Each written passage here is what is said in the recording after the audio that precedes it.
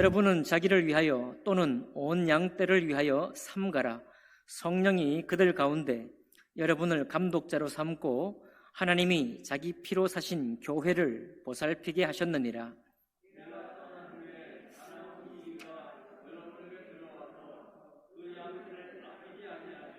또한 여러분 중에서도 제자들을 끌어 자기를 따르게 하려고 어그러진 말을 하는 사람들이 일어날 줄을 내가 아노라.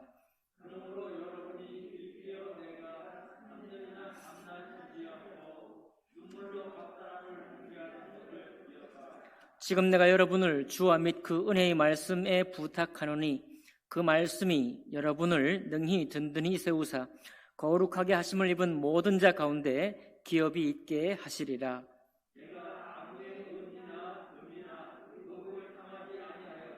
여러분이 아는 바와 같이 이 손으로 나와 내 동행들이 쓰는 것을 충당하여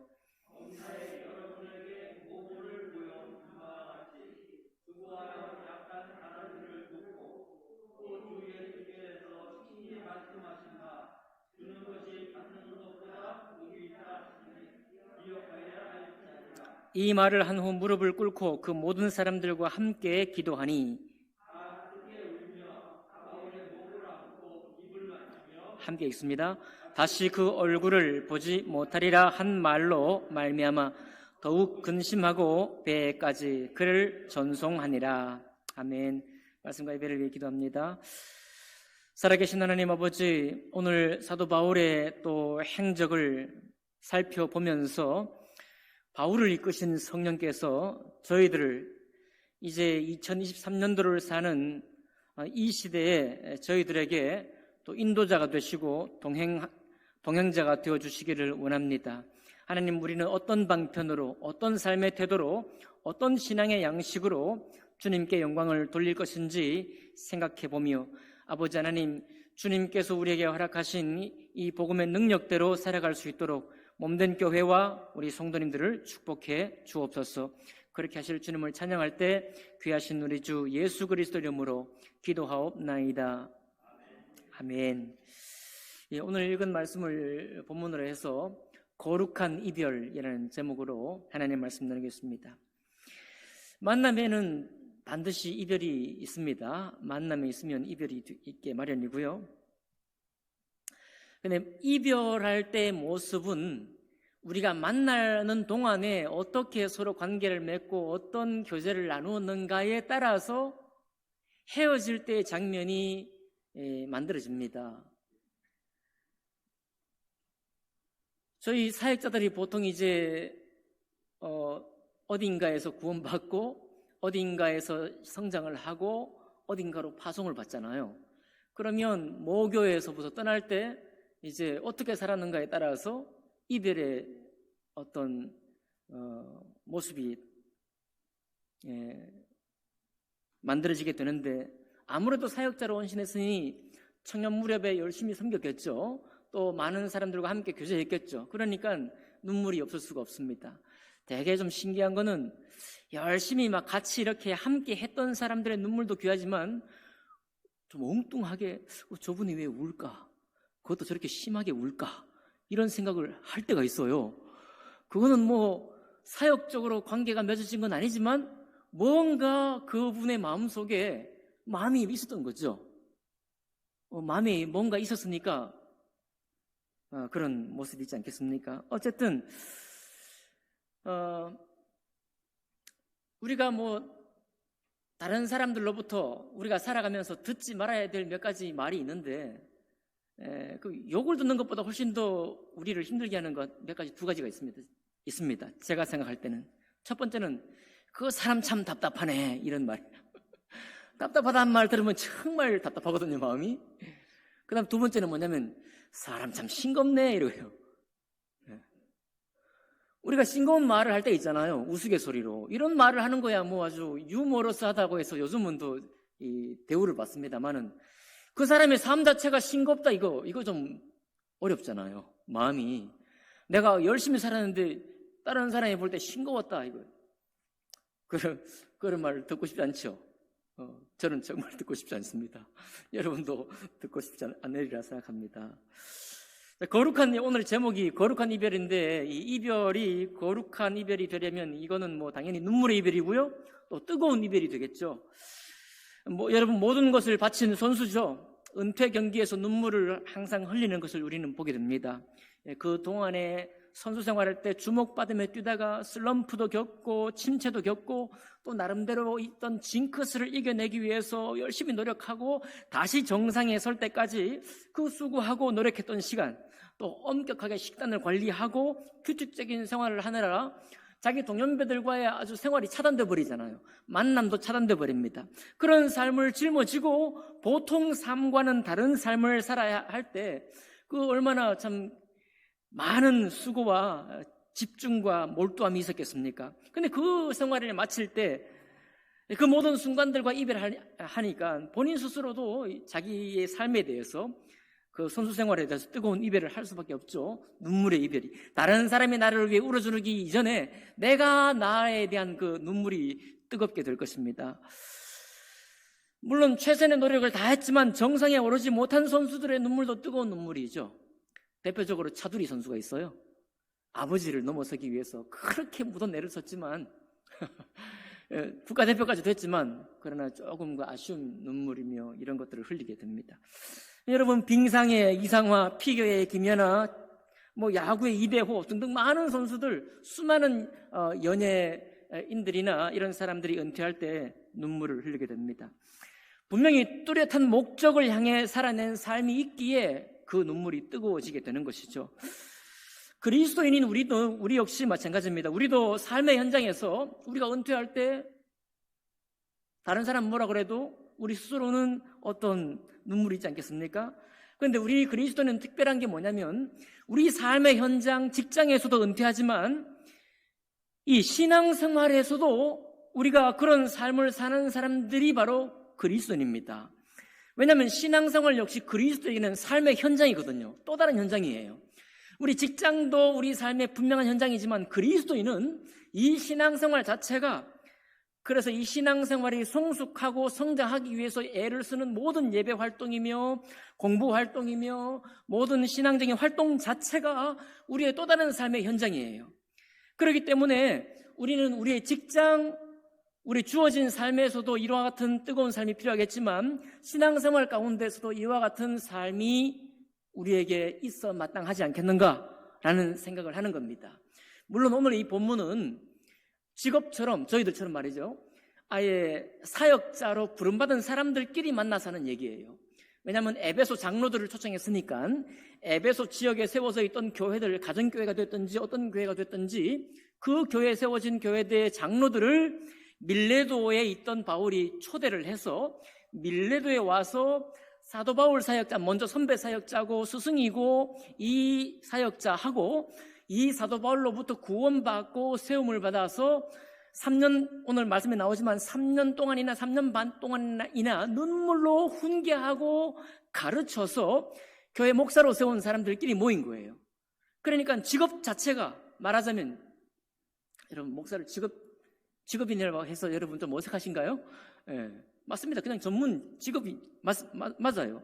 그렇지 않을 수가 없습니다. 그러니 분명히 우리들에게는, 저희들 같은 사람에게는 이 신앙생활 자체가 직장생활 넘어서서 이 헌신된 생활이기 때문에 먼저 이 바울과 에베소 장로들이 나누는 교제가 우리 헌신된 종들 간에 또 그런 이 고백이요, 그런 이제 신앙의 결론이 맞습니다. 그러나 사도 바울이 이 말씀을 우리에게 전할 때는 모든 직장이 따로 있고 신앙생활을 역시 삶의 현장으로, 또 다른 삶의 현장으로 갖고 있는 우리 모든 그리스도인에게도 이와 같은 동일한 권면으로 권면하고 있는 것입니다.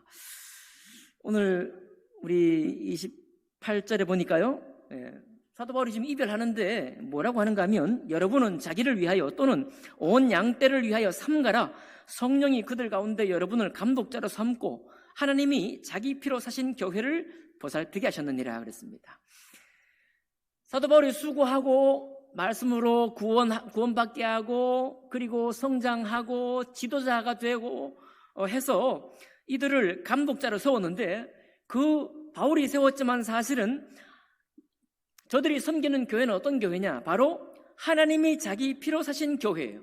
예수 그리스도의 피값으로 세워진 교회입니다. 그러니까 감독자들의 것이 아니죠. 감독자들의 소유가 아닌 그리스도의 소유된 교회를 여러분이 감독자가 되어서 교회를 치리한다 이거예요. 벌써 이 말을 할 때부터 이 감독자들, 곧 에베소 교회 장로들, 다시 말하면 이 목사님들의 그 집중해야 될 것이 무엇인지를 이미 밝혀주고 있습니다. 내 소유요 내 것이라면 내 뜻대로 하면 될 것이죠. 그러나 그게 아니라 하나님이 자기 피로 사신 교회니까 어디에 주목해야 돼요? 비록 대리자요 감독자이지만 누구의 뜻을 따라 이 교회를 이루어가야 합니까? 하나님의 뜻을 따라. 또 교회를 세우실 때 예수 그리스도의 피값으로 세워졌으니까 우리 주님의 피값이라는 것을 기억하면서 몸된 교회를 세워가는 것입니다. 이와 같이 여러분, 우리가 나는 이제 예루살렘으로 가고 이제 나중에 나오지만 이제 우리가 만나지 못할지 모릅니다. 다시 만날지 못할지도 몰라요. 그러니까 마지막 이별하는 장면에서 이 말씀을 전하고 있는데 참 기가 막힌 것이 29절에 보니까 이 사도 바울이 이제 떠나고 나면 누가 찾아올 것이냐? 누가 나타날 것이냐? 내가 떠난 후에 사나운 이리가 여러분에게 들어와서 그 양떼를 아끼지 아니할 것이다. 그 사나운 이리가 누구겠습니까? 사나운 이리가 사도 바울이 이 터키 소아시아 지방이나 마게도니아 그리스 지역에 세웠던 모든 교회를 떠나가면 전혀 믿지 않던 불신자들이 나와가지고 이리가 되어서 삼키려고 할까요? 그 말이 아니라 이미 에베소의 장로들을 불러서 만났으니까 에베소의 교회들이 세워져 있잖아요. 에베소 교회 성도들이 있잖아요. 거기서도 둘째가라면 서러운 사람들이 있을 겁니다. 바로 그 사람들 중에 어떤 사람들이 일어나서 하나님 앞에 헌신된 사도 바울이 떠나가면 마음으로 때로는 이끌려서 따라가긴 했지만 사도 바울에게 있던 이 성령의 이 권세에 눌려서 자기 이야기를 주장하지 못했던 사람들이 일어나서, 그죠? 믿는 사람들 중에 어떤 사람이 일어나서 그 양떼들을 아끼지 않게 된다 이 말입니다. 좀 비극이죠? 교회 안에 성도 중에 어떤 깨달은 사람이, 어떤 자기 어떤 소신을 가진 사람이 일어나서 하나님이 피값으로 사신 교회를 어지럽힐 것이다. 그리고 순식간에 그들을 빼앗아서 어디에서부터? 사도 바울이 집중하고 성도들을 이끌어갔던 방향에서부터 끌어내어가지고 자기들을 따르게 할 것이다. 30절에 나와 있습니다. 또한 여러분 중에서도 제자들을 끌어 자기를 따르게 하려고 어그러진 말을 하는 사람들이 일어날 줄을 내가 아노라. 자기들을 따라가게. 사도 바울은 여러분 누구를 따르도록 항상 말씀을 전하며 그가 본을 보였는가 하면 32절에 나와 있는데 주 예수 그리스도를 따르도록 항상 말씀으로 독려하고 격려하고 때로는 힘을 내라고 했고요. 또 주와 및 은혜의 말씀. 우리의 인생의 뜻이나 시대의 어떤 뜻이 아니라 하나님의 말씀의 뜻을 따라 때로는 우리 삶을 포기하고 때로는 우리 삶의 욕구를 때로는 접어가면서까지 우리를 쳐서 복종시키면서까지 우리가 따라가야 할 바, 그것이 바로 주 예수 그리스도요 하나님의 말씀이니 이 둘만이 내가 열심을 다해 사역했던 이유요, 내가 떠난 이후에도 이 말씀을 쫓아 여러분이 열심을 다해 달려가야 할 바요, 우리가 다시 만날지 못할지라도 천국에서 만날 때 바로 이와 같은 삶의 헌신을 통해서 이와 같은 뜨거운 삶을 통해서 우리가 만날 때 서로 축복이 될 것이다 라고 사도 바울이 말하고 있는 거예요. 그러니까 벌써 사도 바울이 어떻게 헤어지면 자기가 떠나고 나면 이런 싸나운 일이 일어날 줄 알았을까요? 성령께서 가르쳐 주셨을까요? 아닙니다. 그냥 생각해보면 답이 나와요. 사도 바울은 여러분 이 31절 보니까 그러므로 여러분이 일깨어 내가 3년이나 밤낮 쉬지 않고 눈물로 각 사람을 훈계하던 것을 기억하라고 했습니다. 굉장히 긴급한 어떤 그 사도 바울의 태도입니다. 긴급해요. 우리가 이 정말 하나님을 알고 힘있게 주님을 섬기기에 우리의 썩어져간 구습, 주님을 알기 전에 내가 비판 없이 무비판적으로 내 몸속에 자연스럽게 녹아있는 옛 습관을 깨뜨리고, 그리고 거기에 복음이 주는 예수께서 우리에게 보여준 새로운 삶을 우리에게 만들어 가기 위해서 얼마나 많은 싸움이 필요하겠습니까? 사도 바울뿐만 아니라 우리 성도들 안에도 싸움이 있을 거잖아요. 그 싸움을 하라는 거예요. 싸움을 하도록 내모는 겁니다. 얼마나? 3년 동안 뭔가 어마어마한 것을 만들어내려고 밤낮 쉬지 않고, 그것도 눈물로 각 사람을 훈계했다는 거예요. 마치 내일 주님이 올 것처럼 말입니다. 내일 이 땅에 종말이 올 것처럼 사도 바울이 그런 정신으로 가르쳤다는 거예요. 지금 생각해보면 뭐가 그리 급했을까? 이런 생각도 들고, 우리가 여러분 오늘날 우리가 살아가고 있는 이 환경에서 우리는 여행을 통해서 많은 것을 둘러보며 우리 자신이 가지고 있는 바 너무 부족하고 제한된 경험을 좀 열어볼 수 있는 기회, 또 수많은 책들 가운데서 책을 읽으면서 우리의 교양과 소양을 좀 이렇게 풍성하게 만들어갈 기회, 그리고 많은 어떤 교회 안에뿐만 아니라 교회 밖의 사람들과 또 교제 나누면서 거기로부터 새로운 인생의 지혜를 깨달을 수 있는 그런 여유, 바로 우리가 좋아하는 것들이에요. 우리가 또 꿈꾸는 것입니다. 우리가 또 지금도 하고 있는 것이에요. 오늘날 볼 때 이것을 하는 것이 좋습니다. 여러분, 주님 말씀만 전한다고 해서 문화적으로나 또 어떤 삶의 어떤 향유할 수 있는 모든 것들을 누리지 못하고 그냥 주님 말씀만 전하고 이렇게 되면요, 오히려 삶의 편협함 속에 빠지고 신앙이 우리에게 주는 하나님의 창조의 세계와 그리고 예수 그리스도 안에서 거듭난 사람이 새롭게 이 세상을 바라볼 수 있는 아름다움을 때로 놓칠 수도 있습니다. 예, 그렇죠. 요즘은 어떻습니까? 저희 딸이 저한테 한 얘기가 있는데, 홍민기라는 아주 청소년 사역을 열심히 잘하는 분이 있거든요. 지금 교계에서 아주 유명한 분인데, 그분이 청소년 사역을 어떻게 해야 되느냐 라고 말하니까 앞에 거는 제가 생각이 안 나고요, 말씀을 들이대려고 할 게 아니라 수많은 떡볶이 뭐요? 수많은 떡볶이, 말씀 전에 수많은 떡볶이가 필요하다는 것을 모르면은 다 도망가요. 저도 해보니까 쉽지 않더라고요. 한 사람이 인격적으로 주님께 반응하려면 어떻게 보면 전면적인 게 필요합니다. 우리 한 사람이 인생을 통해서 원하는 모든 것들이 때로 터치되고 어루만져지고 또 보듬어지는 것이 필요하겠죠. 그런 것들을 우리가 또 알아가고 익혀가야 됩니다. 그런데 그것을 익히지 말라는 것이 아니라 그런 것을 익혀가면서도 사도 바울 마음의 중심에서 있던 건 뭐냐면, 그것이 중요하지 않아서가 아니라 그것이 중요하나 주를 따르게 하기 위해서 성도들을 향해서 계속 도전하고 은혜의 말씀이 우리의 인생의 목표와 방향을 설정을 하도록, 은혜의 말씀이 우리를 이끌어 가도록 우리를 자꾸만 때로는 말씀으로 도전하는 이 삶을 멈추지 않았다는 겁니다. 그 일을 위해서 때로는 왜 나한테 이런 얘기를 합니까? 라고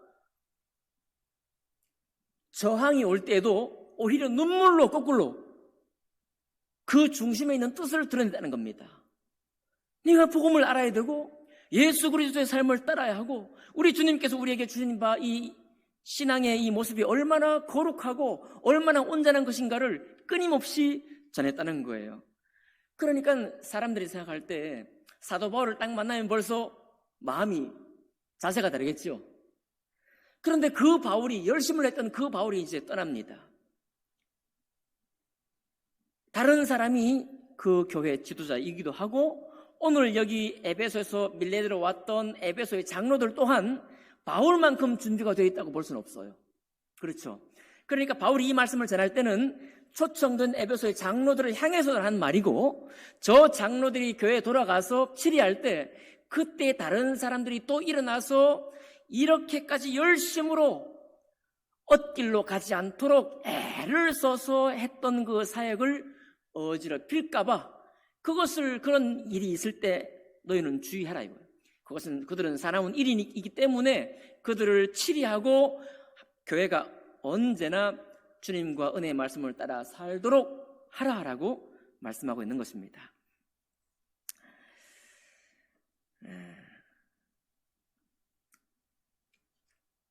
여러분, 근데 이 사나운 일이들이요, 그러니까 사도 바울이 열심히 세웠던 진리에서 성도들을 훔쳐가는 일을 하고, 또 이 사람들이 하는 게 뭐냐면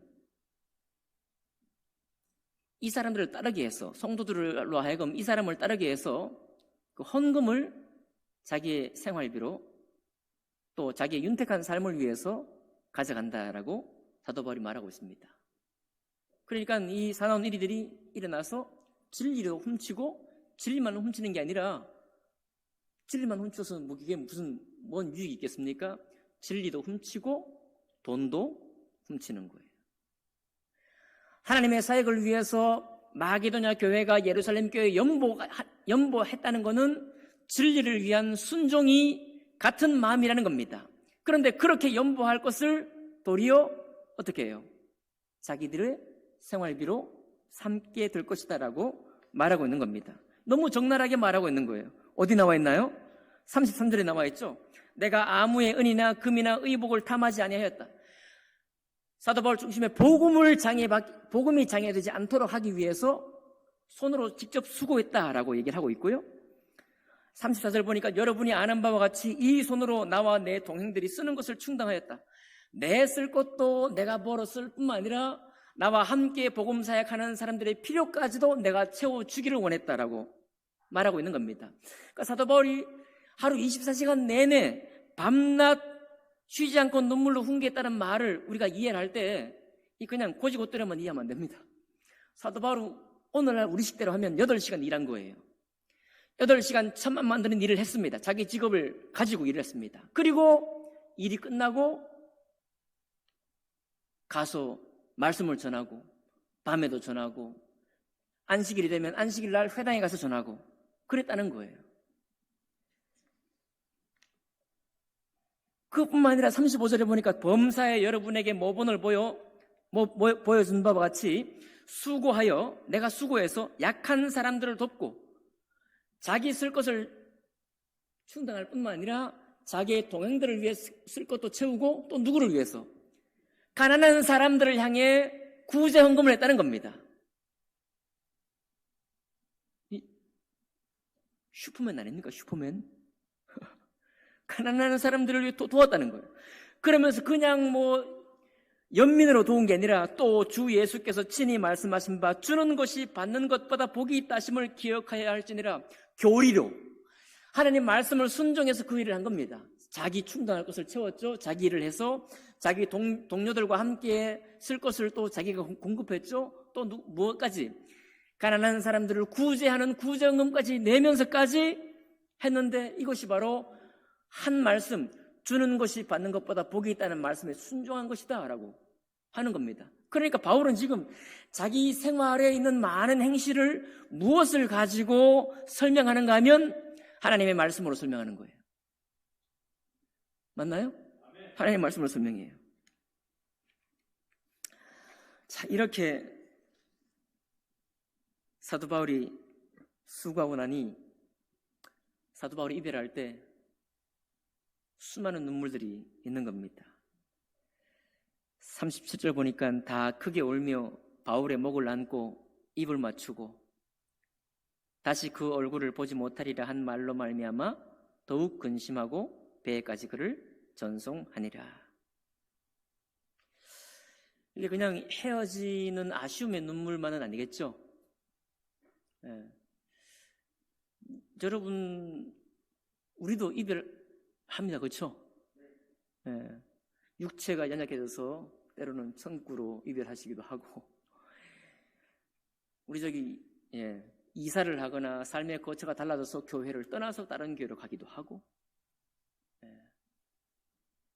또 보내신 사역지가 달라져서 떠나기도 합니다. 사도 바울이 오늘 이별은 뭐냐면 다음 사역지에 부름이 있어서 떠나는 거예요. 사실 다음 사역지, 사도 바울은 사역지 자체가 있는 게 아니라 하나님의 다음 스텝, 다음 걸음을 걸어야 했기 때문에 그 정든 3년 동안이나 밤낮 훈계했던 에베소 장로들을 떠나서 헤어질 수밖에 없었다라고 고백하고 있는 거죠. 그 이 이별의 순간에 사도 바울도 생각을 하겠고 또 에베소 장로들도 생각했을 겁니다. 어떤 생각을 했을까요? 우리는 이별할 때 당연히 눈물이 있는 것은 뭐 당연합니다. 네, 아쉬움의 눈물이기도 하고 다시 만나지 못하는 눈물이기도 하겠죠. 그런데 제가 묵상해 보니까 이 눈물은 정말 세상에 이런 사람이 있을까라는 눈물 아니겠습니까? 세상에 이런 사람이 있을까? 세상에 정말 우리가 다시 사도 바울과 같이 하나님과 하나님 말씀에 헌신된 종을 만날 수 있을까? 이렇게 뜨겁게 우리와 치열하게 싸우며, 그죠? 내가 살고 싶은 삶이 있는데 그것을 때로는 또 이렇게 네가 그러면 되겠느냐? 했겠죠, 사도 바울이. 그러잖아요. 네가 그러면 되겠냐라고. 당신이 좀 이렇게 믿음으로 서야지 이 사람도 영향을 받아서 믿음으로 설 거 아니냐? 이런 고민 했을 거 아닙니까? 이런 고민 가운데서 서로 실갱이 했겠죠. 사도 바울의 고민을 붙들고 저거 따라 순종해야 되나 마느냐 하고 고민하고 그냥 이번에는 내 삶이 필요해 하고 선택하게 됐을 겁니다. 또 그런 가운데 엎치락뒤치락 하면서 고민이 많았을 거예요. 그러니까 사도 바울은 믿음의 모범을 보였을 뿐만 아니라 우리 신앙 삶에 고민을 던져준 사람이에요. 그런데 그 고민을 던져줬지만 고민을 하면서 그 일을 따랐더니 무엇이 보장되는가 하면 주와 및 은혜의 말씀께 대한 우리의 사모하는 마음과 신앙의 성장이 보여요. 그렇죠?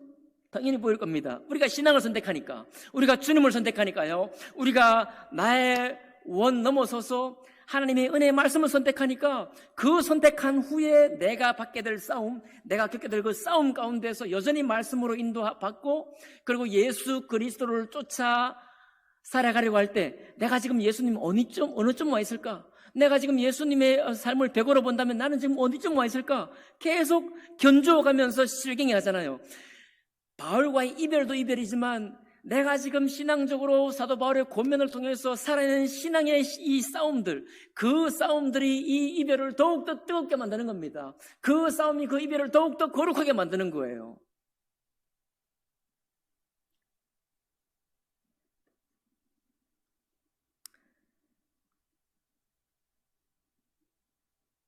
저는 우리의 혹 있을 이별도 이와 같은 이별이 되었으면 좋겠습니다. 저는 분발해야 되겠어요. 저 스스로 너무 분발해야 됩니다. 이 뜨거운 이별이 우리에게 있을까?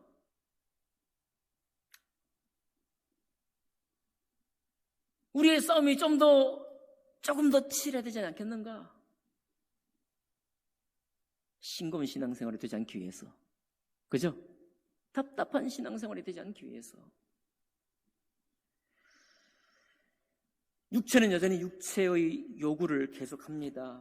우리는요, 신앙생활 하면서 때로 우리 육체를 보듬어야 돼요. 우리 육체를 어루만져주고 우리 몸이 원하는 것들을 또 달래어주고 또 우리 몸이 원하는 것들을 열어줘야 됩니다. 육체는 죽지 않습니다. 육체의 요구는 죽지 않아요. 계속 열어주고 달래어주고 또 그 자유를 누릴 수 있도록 만들어줘야 됩니다. 그러나 여러분, 마지막으로 다시 말씀드립니다. 우리가 좀 더 품위 있고 좀 더 격이 높은 삶을 살기를 또 원하고요. 아까 말씀드렸지만 지금 직장 생활에서 우리 직업을 가지는 것도 힘들고 돈을 버는 것도 쉽지 않잖아요. 그러니까 사도 바울 보니까 직장을 잡기 위한 그런 공부하고 막 수고하는 시간도 하나님이 허락하시고요. 그 직장 생활이 또 부요하게 될 수 있는 시간이 필요합니다. 왜냐하면 내 쓸 것도 채워야 되죠. 동료 함께 가는 사람들의 쓸 것도 채워야 되죠. 또 누구? 가난한 사람들을 구제할 수 있는 그런 마음뿐만 아니라 그런 재물이 또 있어야 되잖아요. 오늘 방송 듣는 여러분 직장을 가지길 애쓰시고 직장 생활 열심히 하시고 그리고 거기서 더 안정적이고 보장된 수입원을 갖기 위해서 애쓰시기 바랍니다. 그거 하나님이 원하시는 거예요. 그러나 우리의 삶은 그 삶만 있지 않고 우리의 현장이 그 삶의 현장만 있지 않습니다. 우리는 특별한 현장을 소유한 사람인데 신앙생활을 별도로 삶의 현장으로 가진 사람입니다. 여기에서 어떻게 우리가 살아내느냐, 여기에서 우리가 어떤 싸움과 어떤 추구를 하며 살아가는가에 따라서 우리의 신앙이 마지막 마칠 때, 그리고 우리가 이별할 때 우리의 눈물이 거룩한 눈물을 흘리면서 서로 축복하는 이별이 될 것인가, 아니면 그저 이별을 아쉬워하는 아쉬움의 눈물만 흘리게 될 것인가, 그 두 가지가 결정이 된다는 겁니다. 제가 어떻게 살든지 간에 저는 그것을 원합니다. 우리 수요 예배에 헌신된 우리 집사님들, 성도님들 마음에도 아직 여전히 그런 이 마음이 살아있으리라고 믿습니다. 우리가 먼저 시작해야죠. 누가 시작하겠어요? 방송 듣는 방송가족 우리 성도침례교회 성도 여러분도 마찬가지입니다. 삶의 현장이, 신앙생활은 또 다른 삶의 현장입니다. 여기에서 싸워가셔야 돼요. 여기에서 주와 및 은혜의 말씀께 우리 서로를 부탁하고 서로를 격려하고 서로를 권면하는 그런 삶을 사는 것이야말로 우리의 삶을 더욱더 뜨겁게 만들고 싱겁지 않게 만들고 답답하지 않게 만들고 주님과 얼굴과 얼굴을 마주할 때 자랑스럽게 나가게 할 것입니다. 그렇게 하시는, 또 그런 선택을 하고 그런 방향으로 나아가시는 여러분과 제가 되기를 주님 이름으로 축복합니다. 기도하시겠습니다.